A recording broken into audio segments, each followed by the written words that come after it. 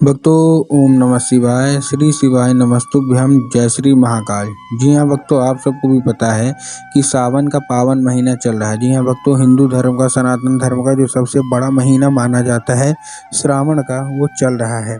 और आपको उसकी हार्दिक शुभकामनाएं। और बाबा भोलेनाथ का ये महीना होता है। लेकिन देखिए, आज मैं आपको जो उपाय बताने वाला हूँ ना, वो सावन का सबसे बड़ा उपाय है। क्यों? क्योंकि सावन में आपको प्रदोष मिल रहा है। जी हाँ भक्तों, प्रदोष का जो व्रत होता है, जो मासिक प्रदोष होता है ना, उसका आपको मैं उपाय बताने वाला हूँ, जो कि कब है? 17 अगस्त को। ठीक, जी हाँ भक्तों, 17 अगस्त को क्या है? प्रदोष का व्रत है।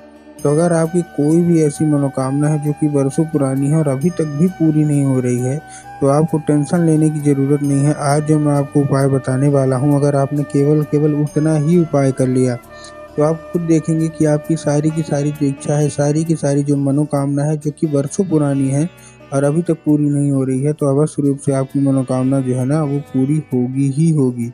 क्या करना है, कैसे करना है, पूरा आपको बताने वाला हूँ। बस ध्यान से सुन लीजिएगा और अच्छे से बस कर लीजिएगा। आप खुद देखेंगे कि मनोकामना जो है सारी की सारी पूरी हुई है। देखिए, पूज्य गुरुदेव की जो कथा होती है, जैसे कि आपको पता है कि पूज्य गुरुदेव की कथा में लाखों की भीड़ आती है। आप सबने देखा होगा, सुना होगा, ठीक है। तो अभी गुरुदेव की कथा चल रही थी, आज से मतलब 4-5 महीना पहले की बात है तब भी। लेकिन आज जो मैं आपको उपाय बताने वाला हूँ, पिछले साल का उपाय बताने वाला हूँ। ये सावन का महीना चल रहा था और सावन के महीने में गुरुदेव की कथा चल रही थी। और जब सावन के महीने में गुरुदेव की कथा चल रही थी, तो आपको भी पता है कि गुरुदेव कथा में लाखों की भीड़ आती है। कैसी भीड़ आती है? लाखों की भीड़ आती है। और जब गुरुदेव की कथा में लाखों की भीड़ आती है, तो वहाँ ज़्यादातर जो भक्त रहते हैं, वो क्या करते हैं? पत्र के द्वारा अपनी मनोकामना गुरुदेव तक पहुंचाते हैं। तो गुरुदेव की कथा चल रही थी और गुरुदेव की कथा में लाखों लोगों की भीड़ आई। अब जब गुरुदेव की कथा में लाखों की भीड़ आई, वहाँ ज़्यादातर जो भक्त थे, उन्होंने क्या किया? पत्र के द्वारा, किसके द्वारा? पत्र के द्वारा अपनी मनोकामना गुरुदेव तक पहुँचाई। अब जब गुरुदेव की कथा में पत्र पहुँचा और गुरुदेव ने पत्र पढ़ा, तो वहाँ गुरुदेव ने क्या देखा? गुरुदेव ने ये देखा कि बहुत सारे लोगों की अपनी अपनी अलग अलग मनोकामना है। क्या मनोकामना है? किसी की धन प्राप्ति की मनोकामना है, किसी की कर्जा मुक्ति की मनोकामना है, किसी की कोई और, किसी की कोई और, मतलब तरह तरह की उनकी मनोकामना है। और यही बोल रहे थे सब, गुरुदेव कोई उपाय बता दें ताकि हमारी सारी की सारी जो इच्छा है, सारी की सारी जो मनोकामना है, वो पूरी हो जाए। हम लोग बहुत ज़्यादा परेशान हैं।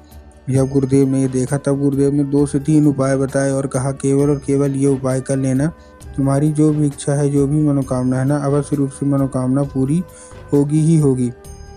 अब जब गुरुदेव ने केवल कब कहा कि प्रदोष के दिन कर लेना, सावन का प्रदोष बहुत ही मुश्किल से मिलता है, तो केवल और केवल प्रदोष के दिन ये उपाय कर लेना, अवश्य रूप से जो इच्छा है, जो मनोकामना है ना, वो पूरी होगी ही होगी। अब जब गुरुदेव ने उपाय बताया, तो लोगों ने जा जाके इस उपाय को घर में करना शुरू कर दिया। अब जैसे ही लोगों ने जा जाके इस उपाय को घर में करना शुरू कर दिया, वही लोग गुरुदेव की कथा में मात्र 1 से 1.5 महीने के बाद वापस आए। अब जब वही लोग गुरुदेव की कथा में वापस आए, तो उन्होंने क्या किया? एक बार फिर से गुरुदेव को पत्र लिखा। लेकिन इस बार का जो पत्र था, ये आप जान के हैरान हो जाओगे। ये वाला जो पत्र था, ये गुरुदेव को धन्यवाद के रूप में पत्र था कि गुरुदेव धन्य हो आपका, आपके द्वारा बताया गया उपाय हमने कर लिया है। हमारी सारी की सारी जो इच्छा थी, सारी की सारी जो मनोकामना थी ना, वो पूरी हो गई है, केवल और केवल आपके द्वारा बताए गए उपाय से। तो आपका कोटि कोटि धन्यवाद। तो चलिए हम आपको बताते हैं कि आखिर कौन सा ऐसा उपाय है जिसको करने मात्र से मात्र 1 से 1.5 महीने के अंदर मनोकामना पूरी हो जाती है। ठीक, तो चलिए बताते हैं। लेकिन उससे पहले चैनल पे अगर पहली बार आए हैं और आवाज़ मेरी पहली बार सुन रहे हैं, तो वीडियो कर दें लाइक और चैनल को भी कर लें सब्सक्राइब, ताकि पूजनीय पंडित प्रदीप जी मिश्रा के रोज़ नए नए उपाय, जो कि मैं उनकी कथा से सुनता हूँ, श्रवण करता हूँ, सबसे पहले मैं आपको प्राप्त करा सकूँ। ठीक, तो देखिए, जो हमारा सबसे पहला उपाय है, ये उपाय धन प्राप्ति का है। अगर आपके जीवन में धन की बहुत कमी है, तो धन प्राप्ति का उपाय आप ध्यान से सुनिएगा। इस उपाय में आपको क्या करना है? इस उपाय में आपको 5 कनेर के फूल लेने हैं। क्या लेने हैं? 5 कनेर के फूल। ठीक, कनेर के फूल ले लिए। अब कनेर के फूल आपको भी पता है पीले कलर के होते हैं, आपको 5 ले लेना है। बस 1-2 चीज़ का ध्यान रखना है कि वो कनेर का फूल कहीं से भी कटा फटा या खंडित नहीं होना चाहिए। इस चीज़ का आपको ध्यान रखना है। ठीक, फूल ले लिया। फूल लेने के बाद आपको करना क्या है? सबसे पहले पहुंच जाना है सीधा लेके शिव मंदिर।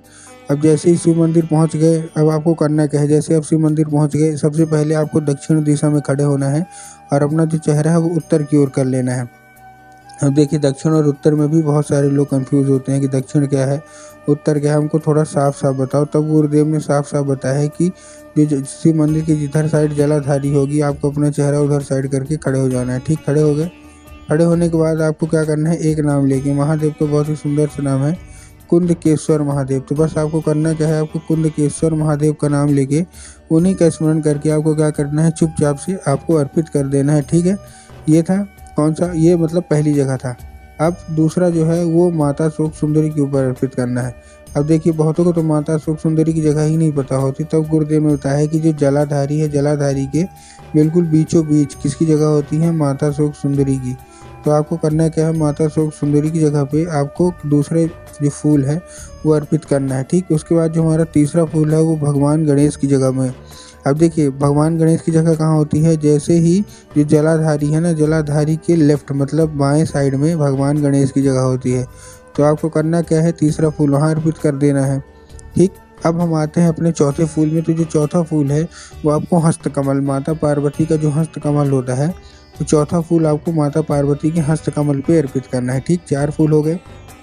उसके बाद जो पांचवा और आखिरी फूल है, पांचवा और आखिरी फूल आपको कहाँ अर्पित करना है, पांचवा और आखिरी फूल हमको अर्पित करना है जलाधारी में, जहाँ स्वयं माता पार्वती हैं उनका वास होता है। ठीक, तो पांचवा फूल आप वहाँ अर्पित कर दीजिए, अपनी मनोकामना मांग लीजिए। पूज्य गुरुदेव कहते हैं, देखिए फिर से मैं बता रहा हूँ कहाँ कहाँ। पहला बाबा भोलेनाथ की शिवलिंग के ऊपर कुंदकेश्वर महादेव का नाम लेके, दूसरा आपको कहाँ, दूसरा आपको भगवान गणेश की जगह पे, ठीक है ना, कहाँ, जलाधारी के बाएं साइड। तीसरा आपको माता शोक सुंदरी की जगह पे, ठीक, जहाँ जलाधारी के बिल्कुल बीचों बीच। उसके बाद जो चौथा फूल है हमारा, जो चौथा फूल हमारा है वो हस्तकमल पे, जहाँ से शिवलिंग उठा हुआ होता है। उसके बाद जो पांचवा और आखिरी फूल है वो आपको कहाँ अर्पित करना है, पूरा का पूरा जलाधारी में। ठीक, 5 फूल हो गए, 5 फूल आप अर्पित कर दीजिए। अब हम आते हैं अपने आखिरी फूल में, मतलब जो दूसरा उपाय है, ये जो हमारा दूसरा मतलब 5 फूल तो हो गए। अब हम आते हैं अपने दूसरे उपाय में। अब जो देखिए दूसरा उपाय है, दूसरा उपाय हमारा कौन सा है, इस उपाय के लिए आपको करने के लिए क्या चाहिए, आपको ये मैं कर्जा मुक्ति का उपाय बता रहा हूँ। अगर आपके जीवन में कर्जा मुक्ति नहीं हो पा रही, बहुत ज़्यादा कर्जा बढ़ रहा, आप लोग कर्जे से बहुत ज़्यादा परेशान हैं, तो कर्जा मुक्ति का ये उपाय कर लीजिएगा। इस उपाय को करने के लिए आपको क्या चाहिए, आपको चाहिए दूध, केवल और केवल कच्चा दूध चाहिए। और कच्चा दूध लेने के बाद आपको कहाँ पहुँच जाना है, जैसे कच्चा दूध लेके जाएंगे आपके दिमाग में आगे जाएंगे बाबा भोलेनाथ के ऊपर, जो कि गलत है। आपको बाबा भोलेनाथ के ऊपर अर्पित नहीं करना। आपको सबसे पहले कहाँ लेके जाना है, बरगद के पेड़ के नीचे। बरगद के पेड़ के नीचे पहुँच गए, अब आपको क्या करना है, 3 बार बरगद के पेड़ की परिक्रमा करनी है। अब 3 बार जैसे आप बरगद के पेड़ की परिक्रमा करेंगे, आपको क्या करना है, अपनी मनोकामना मांगते रहना। उसके बाद आपको बटकेश्वर महादेव का नाम लेके उन्हीं का स्मरण करके, इसका बटकेश्वर महादेव का नाम लेके उन्हीं का स्मरण करके आपको चुपचाप क्या कर देना है, आपको अर्पित कर देना है बस। पूज्य गुरुदेव कहते हैं कि मात्र 1 से 1.5 महीना रुक जाइएगा, आपके जीवन में जितना भी कर्जा है सारा का सारा कर्जा महादेव समाप्त करेंगे ही करेंगे।